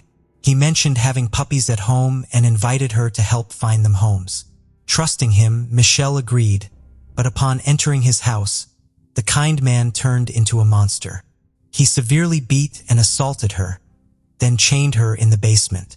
For days, he starved her, deprived her of water, and repeatedly abused her. She was unable to move and begged for her release, promising silence. When Michelle's mother reported her missing, the police did not prioritize her case. Years later, after the terrible truth came to light, police officers admitted that Michelle Knight's case was not a priority, and limited resources were allocated to the investigation. Firstly, Knight was an adult. Secondly, she had previously left home multiple times. Thirdly, she had legal issues. Most importantly, authorities believed she was avoiding court proceedings related to her son's custody. Michelle's relatives tried to find her through their own efforts, involving neighbors, friends, and anyone concerned. At one point, Ariel Castro even helped post flyers with Michelle's photo around the city, all while she remained a prisoner in his basement. The second victim was Amanda Berry. Castro, convinced he was beyond suspicion, decided to kidnap again in spring 2003. Amanda, born on April 22, 1986, was about to celebrate her 17th birthday, but mysteriously disappeared on April 21, 2003. She was working as a waitress and called home after her shift, promising to be there soon. However, Amanda never arrived, and neither did she appear in the following days, months, or years. As Amanda left the restaurant and headed for the bus stop, Ariel drove up with a seemingly harmless offer of a ride home. Since she had been in the same class as his son for several years, she trusted him and accepted. On the way, he deceived her into entering his house, where he brutally beat her and dragged her to the basement, where Michelle had been held captive for months. Amanda faced the same horrific fate, beaten and starved for several days. This time, he chose 14-year-old Georgina Linda Jesus, who was in the same class as his daughter Arlene and was her best friend. On April 2, 2004, two girls walked out of school together, talked for a while, and then each went to their homes. On the corner of West 105th Street, Gina met Ariel, who promised to take her home. She knew him since childhood, was her best friend's father, so without hesitation she got into his car immediately. Even though it was daytime and no one witnessed the kidnapping, the streets were empty. When it became known that Gina was missing, there was no warning to Amber, making her parents angry. The story aired on the Fox television show, America's Most Wanted, rerun 2 more times in 2005 and 2006. The disappearance was linked to Amanda's kidnapping a year earlier in September. But Castro remained unsuspected. Despite this, he voluntarily participated in the search for the missing girls. He treated Gina like the other victims, keeping them imprisoned in his home. Although a passerby saw a middle-aged Hispanic man and a sketch resembling Castro was drawn, he was never a suspect. For over 10 years, he regularly beat, abused, and starved his victims to mentally break them down, punishing any disobedience or escape attempts to prevent thoughts of death. Running away. Michelle, the first and oldest victim, suffered the most, undergoing public beatings to intimidate others. Finally, he moved them from the dark basement to a second-floor room with a view of the backyard. Knight recalls that she became pregnant by her abuser at least 5 times during her incarceration. However, each time it became obvious Ariel terminated the pregnancy in the most brutal way. He starved the girl and kicked her in the stomach until she miscarried. After one of these tortures, she almost died due to severe bleeding. But on September 3, 2013, just a month after he began serving his life sentence, the Cleveland monster was found hanging from a sheet in his prison cell. All attempts to revive him were unsuccessful. He was 53 years old at the time of his death. Michelle Knight, after her release, preferred to change her name and place of residence. She did not give interviews, but a few years later published a book in which she recounted all the horrors she had experienced in the Castro home. Her child was adopted after his mother disappeared. The woman later tracked down his adoptive parents, but it is not known whether she was able to establish contact with her now adult son. Barry and Jesus received diplomas from John Marshall High School in 2015 because they never had time to graduate. Gina later volunteered on the Amber Alert Committee, and Barry joined Fox affiliate WJW in Cleveland in 2017, where she hosts a missing persons column. Castro family members disowned Ariel, condemned his actions, and apologized to his victims and their families. The perpetrator's eldest daughter, Amelia, is now serving a 25-year prison sentence for assault and attempting to take a man's life. His youngest daughter, Arlene, apologized to former best friend Gina for the way her father treated her. Castro's son, Antonio, said he had been to his father's house and saw that some rooms were locked and inaccessible, but his parent explained it was because he was saving money on heating. In 2018, Michelle published a book titled Life After Darkness, Finding Healing and Happiness After the Cleveland Kidnappings. De Jesus also wrote a book of memoirs titled Hope, a memoir of survival in Cleveland. There have also been numerous documentary projects and 2 feature films about those horrific events. Prisoners of Cleveland, which was released in 2015, and Kidnapped in Cleveland, which was released in 2021. Ariel Castro's case is one of the most horrifying cases in American criminal history. Castro was convicted of kidnapping, holding, and sexually abusing 3 women for more than a decade in his home. Castro kidnapped Amanda Berry, Gina De Jesus, and Michelle Knight at his home in the Tremont section of Cleveland. He kept them in terrible conditions, imprisoned in small rooms and subjected to physical and mental torture. Finally, Berry managed to escape captivity by banging on the door and calling for help. She and the baby girl she gave birth to in captivity were rescued, along with DeJesus and Knight. When the police arrived, they discovered the brutal tragedy that Castro had caused. Castro was later arrested and convicted of a series of crimes, including rape, illegal arrest, and unresolved murder. He received a sentence of life in prison plus 1,000 years. However, he committed suicide in prison in September 2013, just 2 months after his arrest. This case caused a stir and sparked special interest in the issue of domestic violence and human rights protection.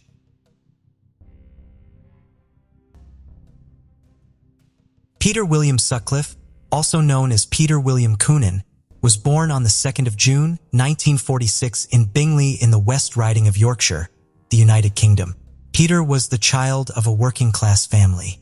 One of the Sutcliffe siblings would later reveal that their father was an abusive alcoholic who routinely punished his children by beating them with a heavy belt strap. Always a loner, Peter left school at age 15 and entered the workforce. He worked in a packaging factory as a driver and as a traveling salesman and in other menial jobs. In the 1960s, he even worked as a gravedigger.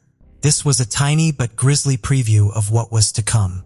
Some accounts state that Peter, as a young adult, used the services of prostitutes and that he may have been ripped off or robbed by a hooker at least once.